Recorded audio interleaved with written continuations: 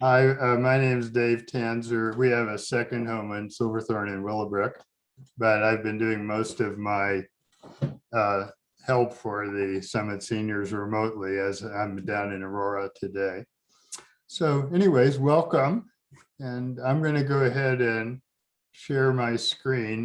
What I've done here is I do this off of a document. I'll give you a link to it later if you want, and they're also recording this. So let me go ahead and start my screen share. So so today we're going to talk about passwords, okay, and how you can make your life a little bit easier by doing a few relatively simple things with passwords. Okay, and this is that document I was talking about that you'll have access to later. So you don't need to take a whole lot of notes. You can get a hold of this document later if you want to. So what I find in working with a lot of people is many people take an approach to passwords where they will scribble them down on pieces of paper. Maybe they'll have a little book, maybe they'll put passwords in their address book or whatever. And this is probably the hardest way to deal with passwords. And so what I have here is like 4 different approaches to how to deal with passwords. Passwords are a nuisance. There's no question about it. Until we get a better way for the computer to guarantee your identity, that's sort of what we have these days. So this first approach, which is just to write down passwords on paper, is nice because it's simple, but it's not so nice because it's not very secure. Somebody could find your slip of paper. They're relatively easy to lose. I've run into people where that's happened. And then once you have it on the paper, you have to type it into the computer, and it's easy to mistype it. And a lot of times you're not seeing what you're typing, which makes it even worse, depending on the website. The next approach would be to, instead of putting them on paper, put them into a file on your computer, like a Excel spreadsheet file or some other kind of file. And maybe you encrypt that file with a password of its own, or maybe you don't. If you don't, then it's not very secure at all. This is also relatively simple. And if you put a password on your Excel document or whatever, it's reasonably secure. But then you need to go, every time you need a password, you need to open that file, you have to copy the password, you go back to your browser and paste it into the password field. So it's not anywhere near ideal, okay? And the third approach, which is the one I'm actually going to let the browser do this for you. Most people, if they had to multiply a 3-digit number by another 3-digit number, would not pull out a piece of paper and start doing long arithmetic. They would let their calculator or their computer do it.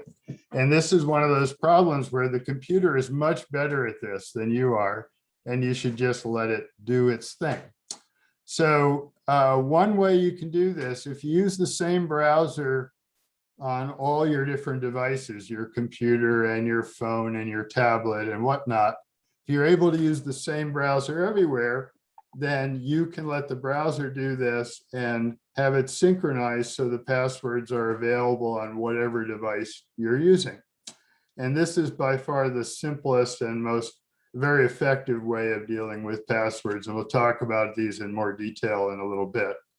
And if you must use, or you want to use different browsers like Chrome and Firefox and Edge and Safari, if different devices have different browsers and you don't want to bother to use the same one everywhere, there are things called password managers that will save the passwords and fill them in for you on whatever browser you're using.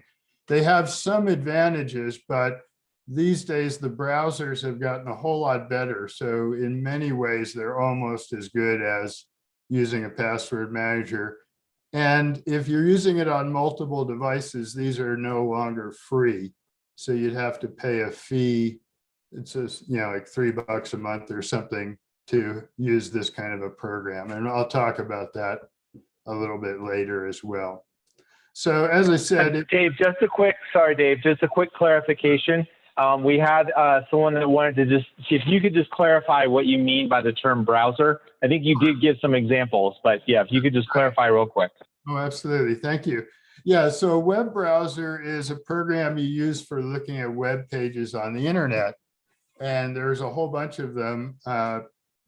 The Chrome browser is from Google, the Google company. Apple makes one called Safari. There's another free one called Firefox.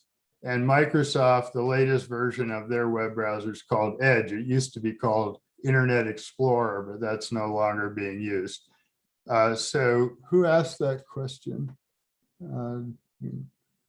Ask them if that is an answer. That was Charlotte.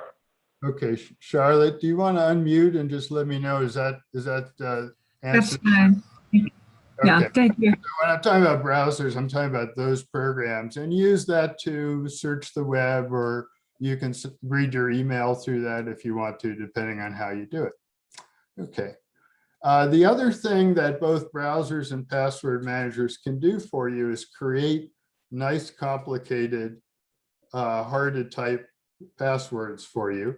And they can do that. They can generate those passwords for you automatically. Because one of the things that we're going to talk about is you want to use complicated passwords. And sometimes it's hard to make them up. Okay. So let me just go over some basic rules for dealing with passwords. The first one is don't use simple passwords. I mean, that's what this doggy picture was about, right? Wherever it went. Right, this guy, right? The other thing you should never do is use the same password on multiple sites. Now, almost everybody I've talked to violates both of those rules. And now is a good time to stop doing that, okay? Because nasty things can happen, like identity theft, if somebody is able to get onto websites and pretend to be you. You don't want that to happen. That's what good password management is all about. Make it very, very hard for someone to pretend to be you. And the third rule is to, rather than trying to come up with a complicated, 12, 15 letter password with upper and lowercase letters and numbers and punctuation, let the browser do that for you, or the password manager if you use one of those. And then it will automatically save that, so you don't have to know what that password is or care. The browser will remember it for you and fill it in the next time you go to the website. Although you can look at them, I'll show that to you later if you need to see what it created for you. Okay, and then let's talk about certain passwords that should be really good. The password you use for your email. And the reason for that's pretty simple. If somebody could get into your email, they could go to all the other websites and say, I forgot my email. Can you send me a reset so I can change my email? And you've probably all forgotten passwords and had to go through this process. Well, if somebody can get into your email, the first thing they will do is change the password to your email so you can no longer get to it. And the next thing they'll do is change all your other passwords. So it's real important to make sure that your email password is long and complicated. That's also true for a number of other things, certainly financial institutions, your bank or stockbroker or whatever. You want to make sure those passwords are really good. And also if you use internet storage like Google Drive or Apple iCloud or Microsoft OneDrive, one of the services, or Dropbox is another one of the services that'll store data files for you on the internet, you want to make sure that password is really good as well. Okay, and lastly, there's a thing called two-factor authentication. And what this does is it says that your username and password is not enough. they're going to send you a code. Normally, it'll text you a code on your smartphone, and you have to pick up your smartphone and look at that code, the message that has that code, and then type that into your device, your computer or whatever, to get access. So it's in addition to the password, you have this one-time code that gets sent to you. And I would recommend using this for all the kind of websites I just talked about. I use it for my email. I certainly, a lot of times with banks, you have to do it now, but it's often optional.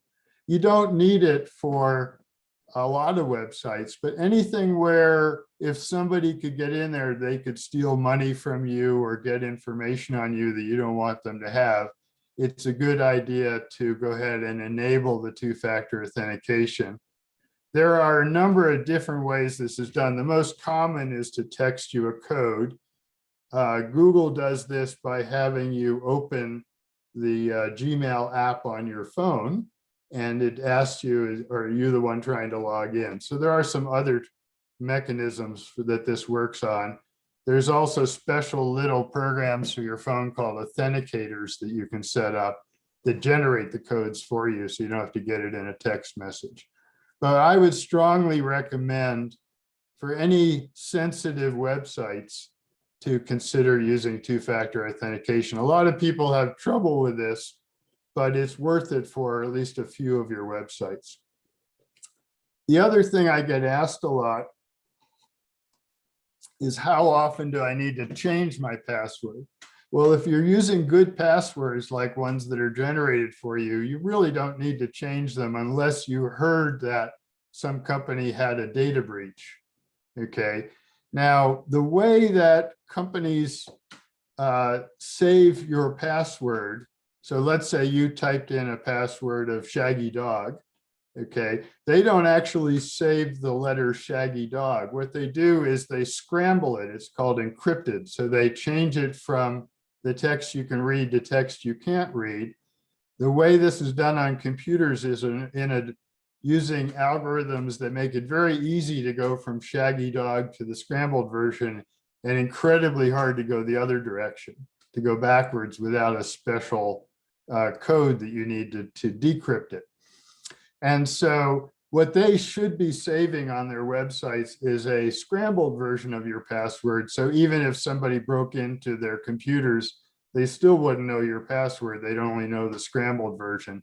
But there have been cases of people putting together websites who don't know what they're doing, and they actually save the actual text of the password.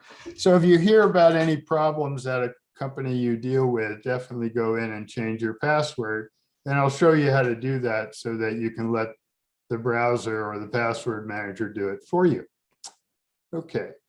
And so what I'm going to suggest today is really a pretty simple, basic approach.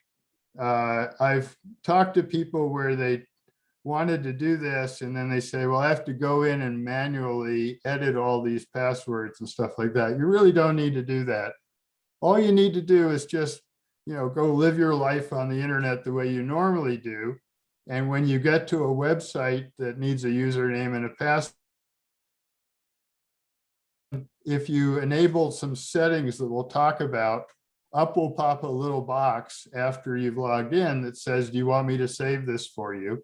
And all you need to do is say yes.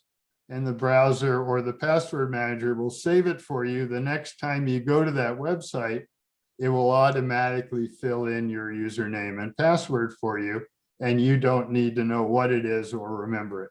So this is the simple approach to dealing with passwords. And eventually, so what'll happen is the first week you'll log into a few websites, you'll have a few passwords saved.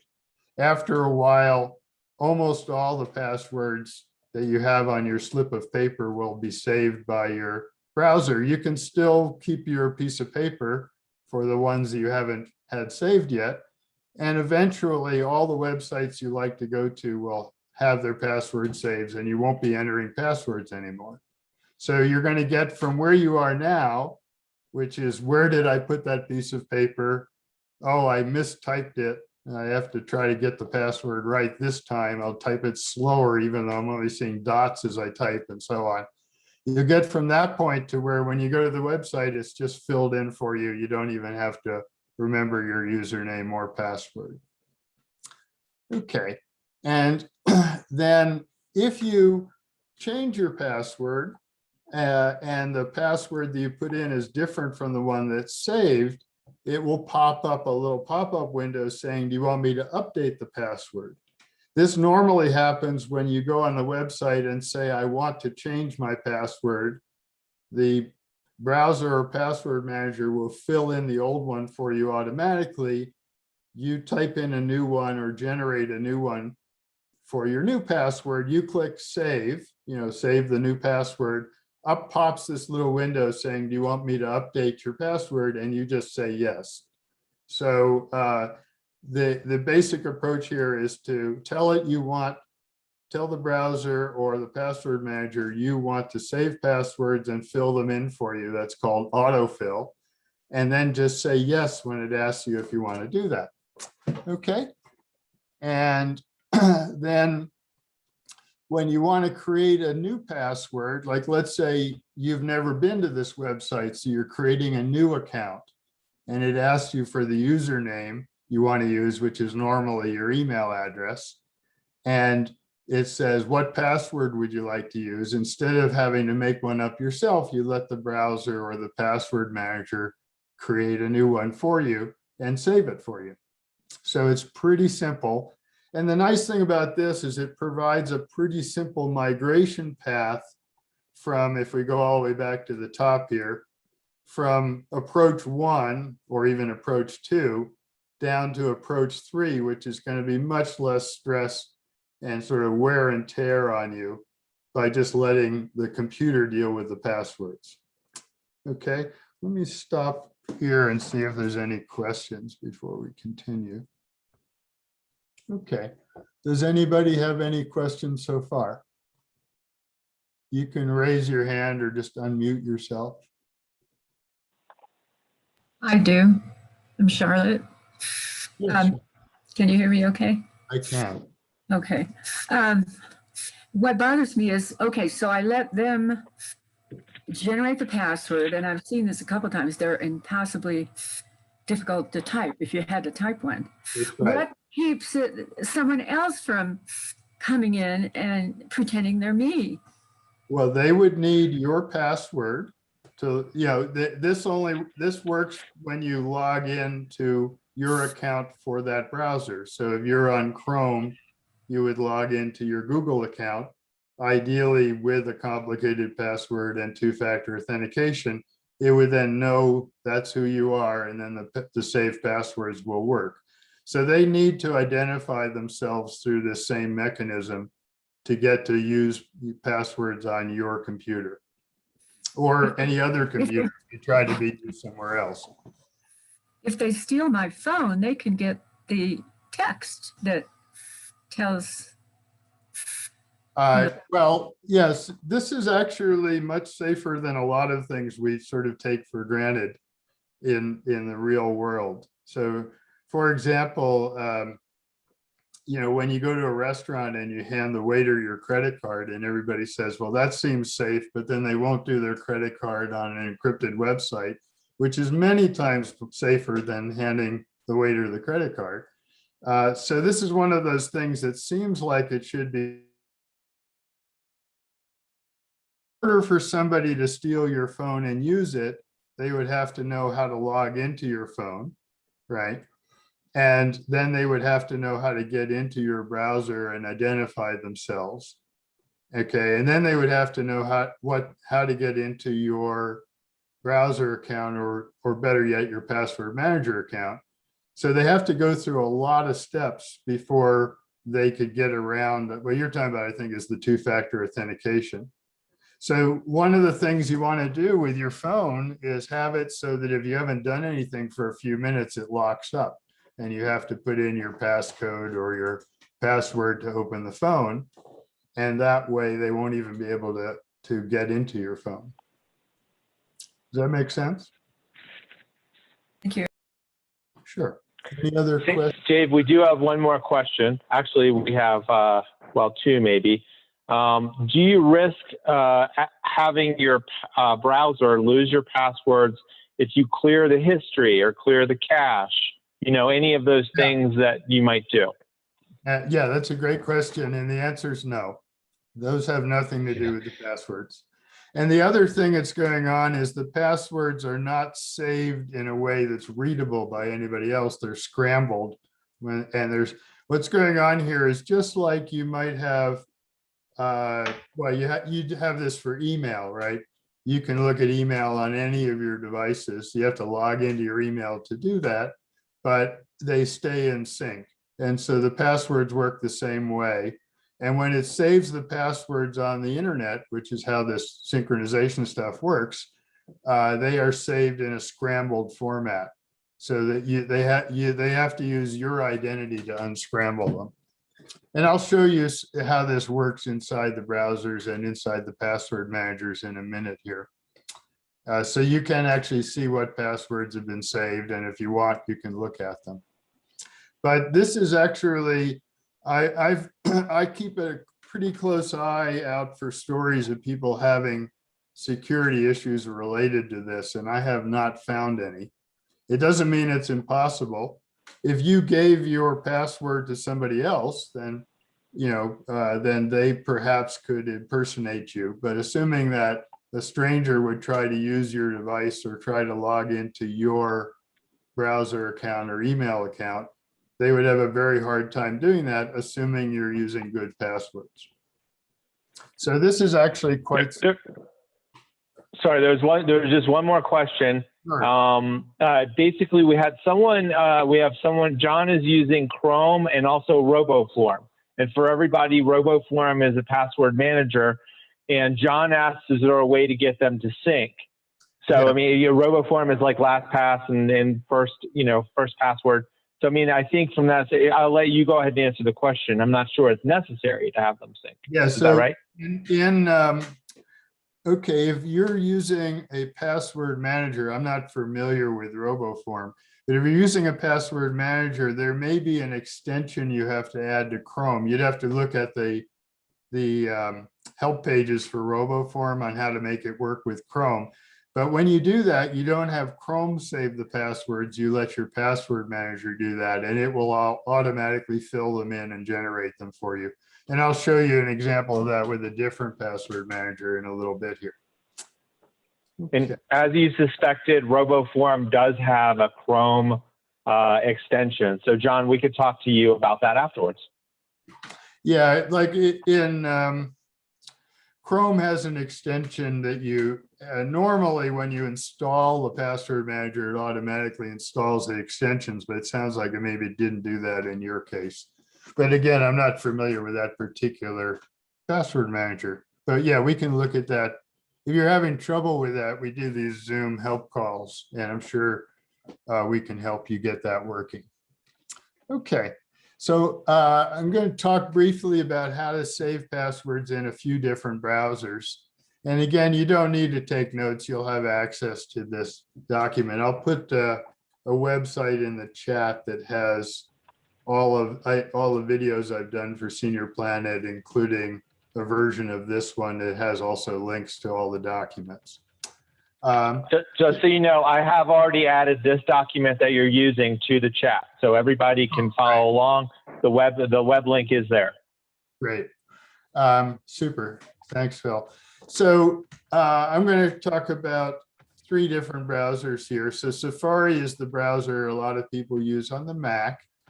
In the case of Safari, you choose preferences. That brings up a little pop-up window that has a bunch of tabs across the top. The third one over is called autofill, and it gives you checkboxes to say, what would you like me to save and fill in for you? And you can decide if you want to have it save things like just basic passwords, whether you want it to save credit cards for you and other things. And those are all, again, saved in a very safe way. And after you save passwords, if you scroll down, you'll see a list of all of the passwords that Safari has saved for you. And again, this is, you go from the autofill here to the next tab, which is passwords. It shows you all the passwords. And then can everybody see this? That has a little warning triangle here. Let me see if I can zoom this up a little. Can everybody see that? This thing right here. So in Safari, it will automatically look to see if this password looks too simple or if you're using it on multiple websites, and put this little warning. And when you click on it, it'll tell you why it's unhappy. And then you may want to go ahead and fix that. And we'll talk about that in a minute. And then when you need to create a password or replace one, here I've gone into this is a form for creating a new account. And I've put in my email address here. And then Safari does this pop-up to say, would you like to use this suggested password? And you just click on it and it fills that in for you. You click create account. It will remember your username and the password it just created for you. Okay, so it's as simple as that. Chrome is very similar, but of course, everything has to be a little different. Instead of the way you get to the settings is there's a little more, these are called more menus. There's sometimes 3 dots and sometimes 3 lines, in which case they're sometimes called a hamburger menu because it looks like a triple-decker hamburger. So you click on that, and down the bottom here are settings. When you go into that, will bring up your Chrome settings in your browser window, and you go down here. You can either click on autofill or just scroll down to the autofill section, click on passwords, and then up will come the passwords page. And you just want to turn on both of these switches. If you're using a password manager, like I think John was talking about, you'd want to have these off so the password manager is doing the saving for you. You don't have to have both of them do it. But if you're having the browser do it, this is how you tell Chrome you want to do that. And again, this is that same form where I've put in my name and it suggested its own complicated password that looks, I always say these look a lot like swear words in a comic strip. And when you click on use suggested password, it will fill that in for you. When you click create account, it will remember that for you. And the same thing works if you're doing change password. I think I have an example of that later. Where it asks you for your username and your old password, those get filled in from the saved password. And when you click on the new password field, it will ask you whether you want to use a suggested one. You don't have to, right? You could just say, no, I don't want to do this. I want to make up my own. You don't have to use its password. You can use your own. And then Firefox uses a hamburger style more menu, the 3 little triple-decker picture here. And of course, instead of calling it settings, they call it preferences. Sometimes you see one and sometimes you see the other in programs. And then you go in there, they have some tabs on the left here, some quick links. You click on security and privacy. You'll get to logins and passwords, and then just check these boxes here to have it do the autofilling just like you did in Safari. And if you want to see your saved logins, that's what this button is for. And I'll show you that later.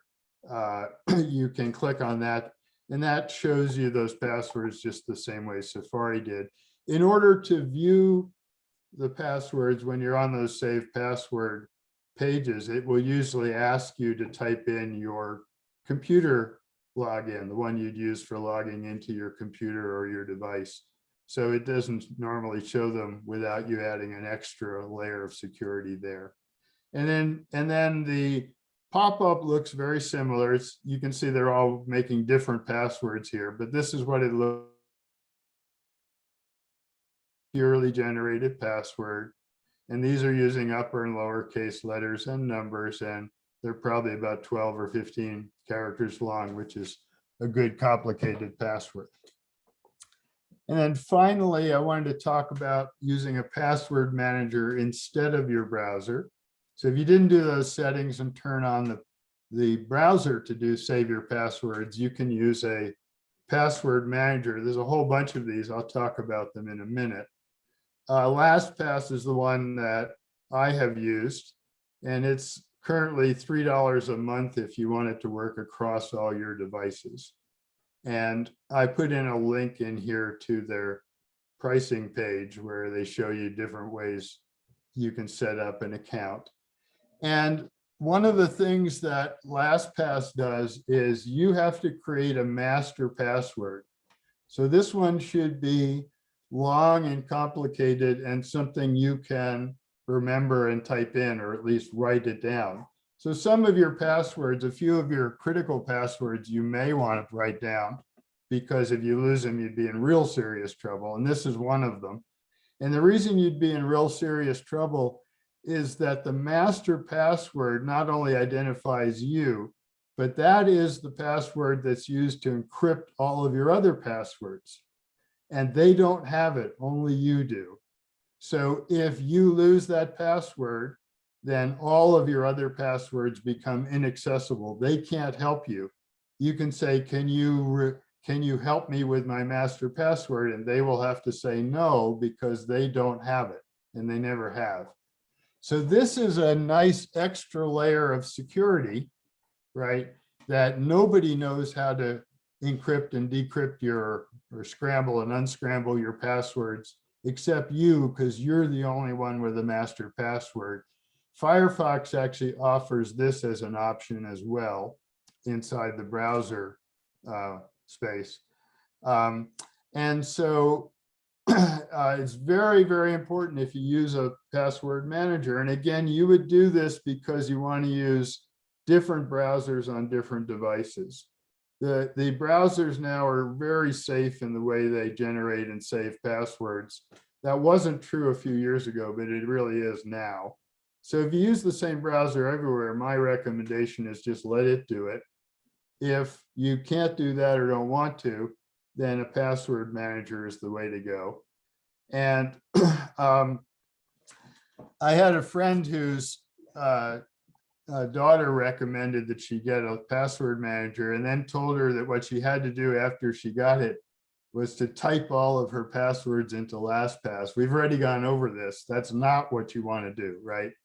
There's several reasons for that. One is it's miserably hard and it's a complete waste of time. Okay, plus you're likely to make mistakes.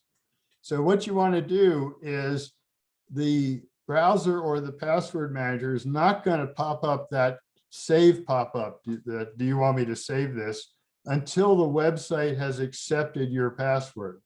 So if you go to a website and you type your password in wrong, you're not going to get that pop-up, or if you do, just say, no, I don't want to save it now. Wait until you log into that website and then save it. Okay, so you don't want to do this by hand, which she did and just had to throw away all that work. So don't do that. So let me show you what this looks like. So this is LastPass. These are a little bit old, these pictures. It looks mostly like this. You put in your name and your long, complicated master password. And then I have it keep me logged in while the browser is still open. And then what I do is here I've gone in and when I log into a website, in this case, the Senior Planet website, and it has accepted the password, up will pop a window just like the ones we saw before to say, do you want me to add this to LastPass? And you say, fine, I do. Okay. And the next time you log into that website, it will just autofill it for you, just like the browser would. If you have more than one password for a website, you will see a little number here, like it would say 2, and you would click on that and it would let you choose which one you want to use. Browsers will do very similar things. When you go into a website where you've saved multiple passwords for that website, it'll ask you which one you want to use. So you can have multiple logins to the same website. And then this is, if it doesn't autofill for you, you can just click this and then click on your name and it will fill it in for you, or click on the password you want to use. And then it has its own mechanism for generating a password. This is a picture of the Chrome extension, which looks like the little red square with 3 dots in it. You can also right click on the password field and LastPass will pop up this same menu of options. And the one we're going to look at here is for generating a secure password. So let's say you're creating a new account or changing to a new password. You would click on generate secure password. This one's more powerful than the browser ones because you get to choose how long it is, what stuff is inside the password, whether you want it to be easy to read or easy to say, and so things like that.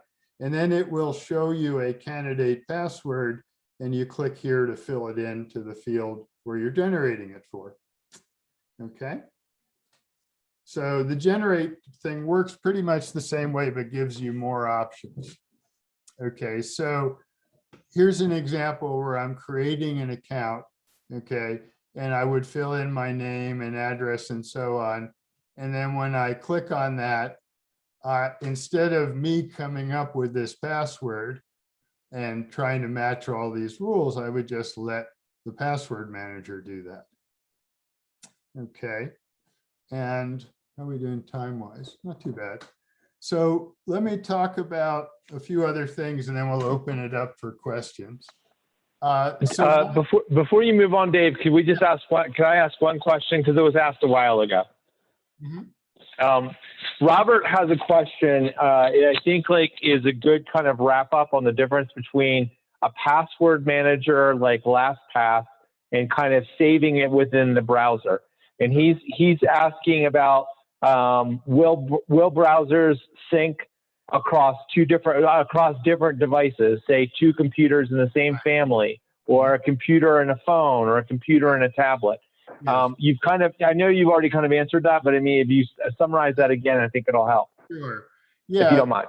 No, not at all. Yes. So if you're using Chrome, let's say, and you log into your Google account on Chrome, that's how you'd access your passwords. You would use that same way to log into on any of your other devices, and the passwords will be there for you on whatever device you use. If you add one on one device, it'll be available on the other, and so on and so forth. If you change it on one, everything stays synchronized or synced together because the information is stored not on your device really, but on the cloud. And the way that synchronization works, if any of you are accountants, there's this idea in accounting of what is the master record? What is if you have to compare 2 copies of something, if one of them is declared to be the right one, it's the master. You don't have to compare them. You know that one's right. And in this case, the one on the cloud, assuming it's newer, is correct compared to any of your devices. So they will automatically update between all of your devices. And that works for any of these browsers. In the case of Apple, your Apple ID for an iPhone or an iPad or a Mac is part of your login process. So it's not a separate login. For Firefox, you would create a Firefox account and use it on all your devices.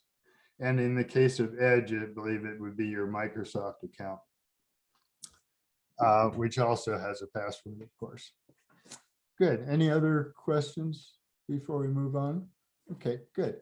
So, I'm not, I don't like to tell people what to do. They don't listen to me anyway. So I'm going to suggest that you consider trying this out. And as I mentioned before, there's a really painless migration path here, which is you just keep doing what you're doing. Namely, you have your slips of paper with your passwords or however you're saving them. You just keep logging into websites. And the first time you log in that way, the browser, if you set it up with those settings I showed you, will say, do you want me to save this for you? And you just say yes. And the next time you go back to that website, it will fill it in for you. Now, if there's some websites where you're just uncomfortable with this, don't save the passwords. Okay, if you're uncomfortable with the idea of the browser knowing how to get into your bank account, just say no, don't save the password. Okay, so this is totally optional. And just try this out. And as I mentioned in the beginning, after a while, you'll have logged into most of the websites you really use, and it will have saved all those passwords, and you will not be going to your paper anywhere near as much. Every now and then, maybe you'll go to a website where you haven't logged in a while, and maybe your paper password still works. I've seen lots of cases where that doesn't work, and you have to get them to send you a new password reset anyway. But when you either log in or change your password, just let the computer do this for you, and you'll discover that your password life becomes much, much easier. And then if you currently are using the same password, you know, your dog's name or your telephone number, or your address, or your maiden name, or whatever, all of these things are not hard for people to figure out. If they, you know, these days, lots of information is out there on everybody. So you don't want to use a password like that. So if you're using the same password on multiple websites, go ahead and log into the website. You know, let the password manager save your old password, go to the change password page, which is usually under some kind of account area of the website. Click on change password, it'll fill in your old one. Let it generate a new one or make one up yourself. And then when it says, do you want me to update this? Say, yes, I want you to update it. And then you will have changed that password and fixed that problem. So once you start doing this, what you should be doing is changing any bad passwords to better passwords, or great passwords if you let them be generated, and making sure you're not using the same one on multiple sites. There's no reason to do that because you're not going to need to remember passwords anymore. People do this because they say, well, I don't want to remember that many passwords. Well, you're not going to remember any passwords anymore. The browser is going to do that for you. So there's no reason to use the same password or a simple password. Okay. And then that's what this is talking about. And then what'll happen is, so you just keep doing your normal stuff. And after a while, you'll discover you're not going to your paper list of passwords very often. And maybe after a while, you won't be doing that at all. Now, you may want to save some passwords, like the one you use to log in to your browser, because if you can't do that, you'll be in trouble, or your complicated password for your email. There might be a few of them you want to save somewhere, but the majority of your passwords should be saved by the computer and not by you. Okay, so you can just try it. And then at the bottom of this document, I put in some references to some articles, recent articles. If you want to look at password managers, there's one from PC Magazine, and then CNET and Wired, and Consumer Reports has its own thing on password managers. As I said, if you can use the same browser everywhere, there's no particular reason to pay for and install and use one of these. But if you want to, whoops, let me go back. If you want to, then these are some links to get ideas on, get all the way to the bottom here. Some articles that I found will be useful. One of the issues that I've run into is people that use iPhones and PCs, and they want to use Safari on their iPhone and have the phone save passwords, but they want to use Chrome or another Chrome on their PC. There is a version of Safari for the PC, but I haven't had much luck with it. I just wanted to let you know that a new thing came out just within the last few weeks, which are some extensions from Apple to make your Safari passwords work inside of Chrome. And there's some articles in here on how to do that. I would probably before I would do that, I would have you try Chrome on your iPhone. And you'll probably discover that it's just as nice as Safari. And let Chrome save them on both your iPhone and your PC. But if you really want to use different browsers because you like Safari on your iPhone and you like Chrome on your, this only works for Chrome, it is not available for other browsers, then there are these that you, on Chrome, when you say save password, it will actually save it in your Apple passwords, which is what Safari uses. Okay, so let me go ahead and stop the share there. Good. And it's okay. I will remove the spotlight. Is that all right, Phil? Sure, if you'd like. Just so I can see everybody. All right, great. And you don't have to turn your camera on, but I can at least see who's asking me questions. So does anybody have any questions? I have one. This is Right. Chip.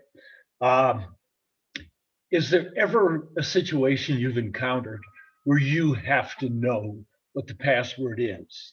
So if you let your browser create complicated passwords for you, Right. should you write them down just in case?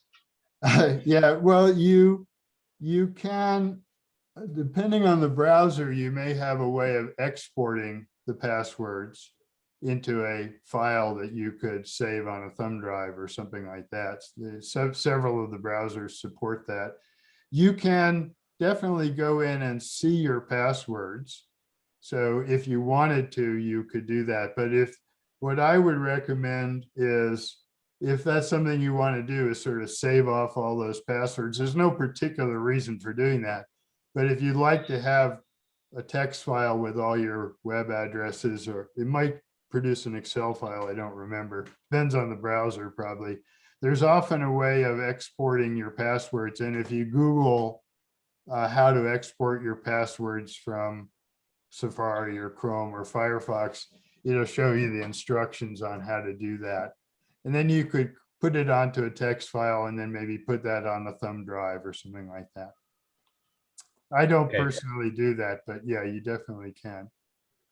So you've never run into a situation where, whoops, I really need to know what that password is, I Well, guess. if for some reason the password was lost, all of these websites have ways of recovering that, right? And that's what I say, as long as you can get into your email, you're in good shape.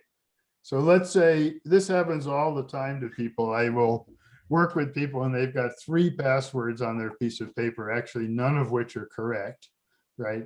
And we'll be doing something and they'll type it in and they'll be struggling and struggling. And then there's always a forgot password link where they type in their email address, it sends them an email, and we go through the process of creating a nice, fresh generated password, and it gets saved or updated depending on the situation, where they've already saved it for that site. So the key to that lock is your email, right? So you definitely don't want to be in a situation where you can't get to your email or you cannot reset your passwords. Okay. But as long as you get to your email, you can usually get to, now you might, depending on the website, have to fill out various security questions and who knows what to get a new password, but it's always possible. And then the other thing, for those of you that use Gmail, when you go through their security stuff, there's a way to have Gmail generate special codes for you that you can use if you've forgotten your password. And that's worth saving. It's a little text file it'll generate with 9 or 12 codes. And it's a good idea to save that in the unlikely event that you can't log into your Gmail account. So yeah, so that's a good question, Chip. Anybody else? Does anybody have any interest in trying this? Yeah, go ahead. How do we access the material that you've showed us on your screen? I think that Phil put in the, what I'm going to do here, let me show this to you. I'm going to put in a link to this, if I can find it, this web page right here. This is all the stuff I've done for Senior Planet Colorado. And this password management one right here, if you click on that, it'll bring up that document. And then there's also a video of me doing this a few weeks ago for the Senior Planet folks. And then if any of these other things interest you, like learning about Google Docs or whatever, you can look at those too at your leisure. So let me stop my share and I will drop into the chat. And I'll also put in my name and email address. So if you're having trouble, you can either sign up for a help session with the Summit seniors, or if you email me, I can get you whatever links you need or whatever. So yeah, do you see that, Patricia? Yes, I do. Thank you. So you can, if you want, even when you're in Zoom, if you're on a device, that like a computer, on the bottom right of the chat area is a little more menu with 3 dots going across. And when you tap on that, it'll have a save chat option. And when you leave the meeting, it will save the whole chat, including that link, to a file on your computer. That will go into your documents area into a folder called Zoom. And inside that folder will be a new folder for today's meeting. And inside that will be a text file, a .txt file if you're on a PC. And if you double click on that, that'll have the whole chat in it. Okay. And for those of you that are on phones or tablets, you may not have the save chat, but what you could do is just tap on that link and that'll open your browser. You can just add a bookmark to play with it later. When we eventually add this to YouTube, we will also put a link to the document itself. So, well, thanks for coming. Anybody else have any questions? What I would recommend is just give it a try. It's really pretty painless. And if you don't like it, you don't have to do it, right? But you can always turn off the autofill and the save stuff anytime, the same way you turned them on. But I think what you'll find is over time, you'll say, how did I live without this? Right. So it's really easy. Can I sneak in another question, or is it too late? Yeah. No, go ahead, Chip. I'm one, and I may stop this, but I'm one who's used more than one browser. I tend to use both Chrome and Edge. Sometimes I'll go to my bank on Chrome. Sometimes I'll go to my bank on Edge. If I have Chrome set up a password for me for my bank, is there any reason I can't let Edge do the same thing? So it doesn't matter which browser I'm on, it'll just go to whatever password that particular browser generated. And in that case, that would be a good example of why you'd want to know that password. So what you would do in that case is go to Chrome, go to the password settings, look at your saved passwords, click on that bank one. You probably have to type in your computer password to see it, and then copy that, go over to Edge, use that password to log in and have it save it. A much easier approach for somebody like you would be to pay the $3 a month and just use a password and not have either browser save passwords. And that has, as I mentioned before, a few advantages over the browser password managers, particularly with giving you a lot of control over generating the passwords. And for people that are really, really super security conscious, having a master password that nobody but you knows is an advantage of the password manager. So that's totally up to you. But if you were on Edge and you got to your bank, you say, oh, I thought I saved this, but I didn't. Just open up Chrome, go to your passwords, copy the password, paste it into Edge, and you're off to the races. Is there any reason, though, that Edge couldn't have its own password? Edge has one password, Chrome has another. Well, it's a Does, question of logging into the website. Your website for the same user account is going to have the same password, right? Because that's how you Oh. log into the website. so you can only have one Well, password. this has nothing to do with Chrome and Edge. This has to do with Oh. how websites work. Without, oh, You're okay. using your email as your user ID. That user ID will only have one password that lets you get into the website, and that's the password you would need to save on both browsers. Okay, all right, got it. Does that make sense? Thanks. Yeah. Yep. Yeah. Yep. But that has nothing to do with the browser. That's just how passwords work. Okay, So you could have multiple logins for a website and each with its own password, but for each user ID, it's only going to have one password. got it. Okay, makes sense. Cool. Well, Other questions? Please feel free to unmute yourself and ask. I have a question. go ahead, Jerry. This is Jerry Jones. If I take my computer and travel, and so I go through the airport and it gets stolen or lost or whatever, Right.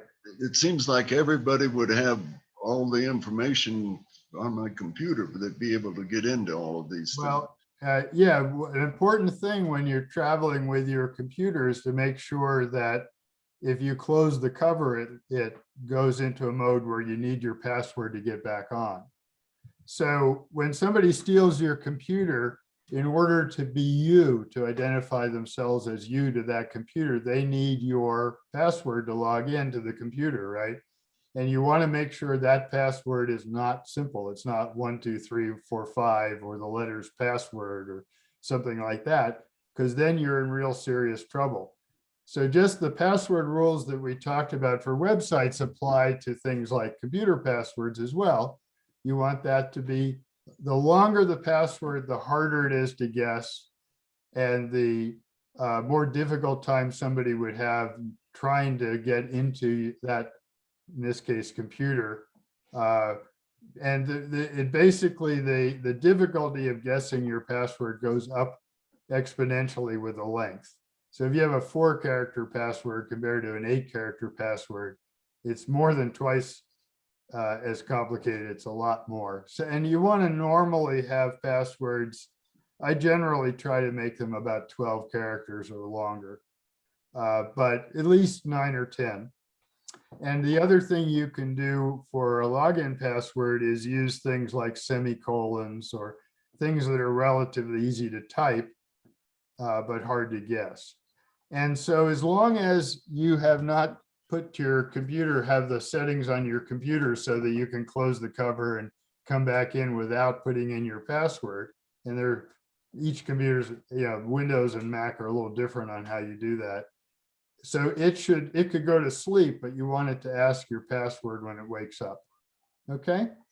And that's just sort of, my computer has a picture kind of me, and then I just hit on it and that automatically opens up my computer. that means you don't have a password.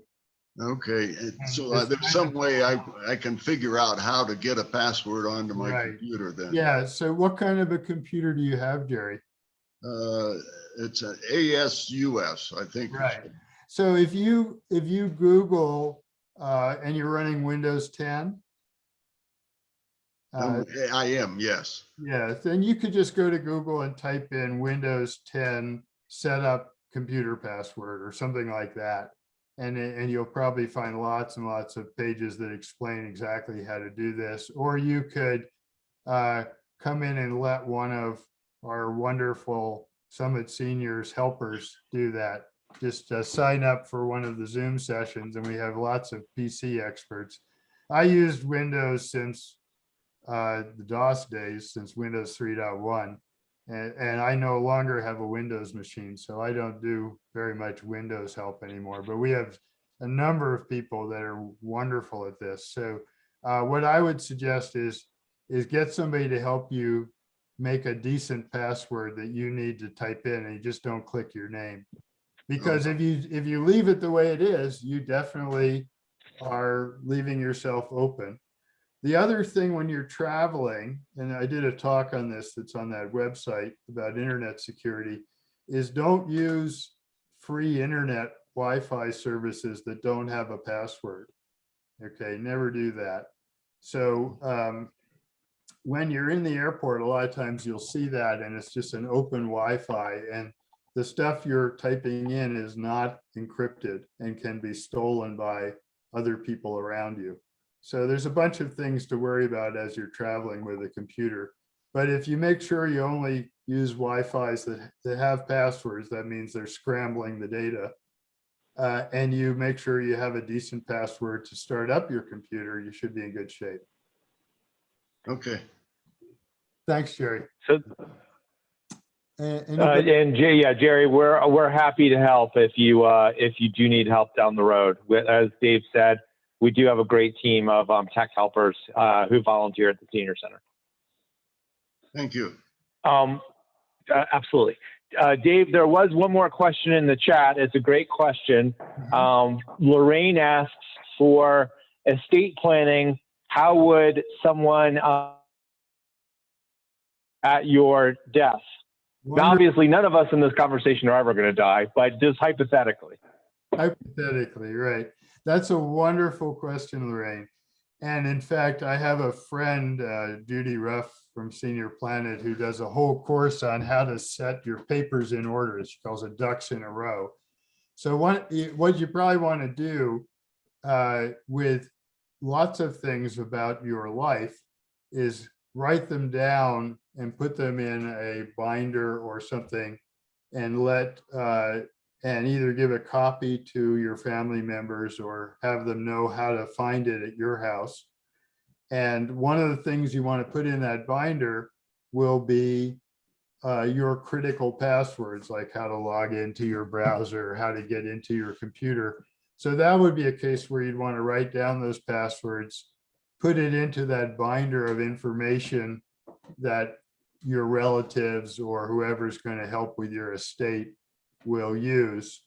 And then if they can get into your computer and they can get into your browser, then the password problem will be solved by the browser. But that's a great question, Lorraine. Does that help? Is Lorraine still here? Oh, you're muted, I think. Yeah. So she had asked the question in chat. Yeah. Okay. Yeah. See, she's So these days, yeah, I mean, basically these days, if for estate planning purposes, you used to have a file where you'd have a will and things like that. In this case, like you just need to add the password, like the main password that controls everything, or several important passwords on paper to that same file, your estate planning file.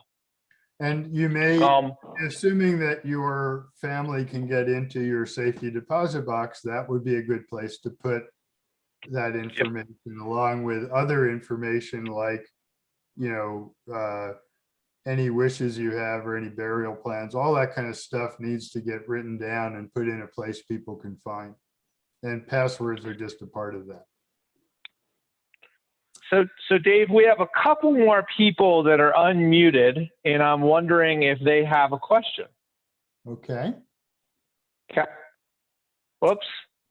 Okay, one of them muted themselves, so I guess they don't know. Does anyone else have a question? Well, thank you so much for coming. And since most of you had your cameras off, I couldn't tell whether you had fallen asleep, but the ones that did have the cameras on, it didn't look like it. So thanks for coming, and feel free to use any of the stuff on my website for that I put into the chat there.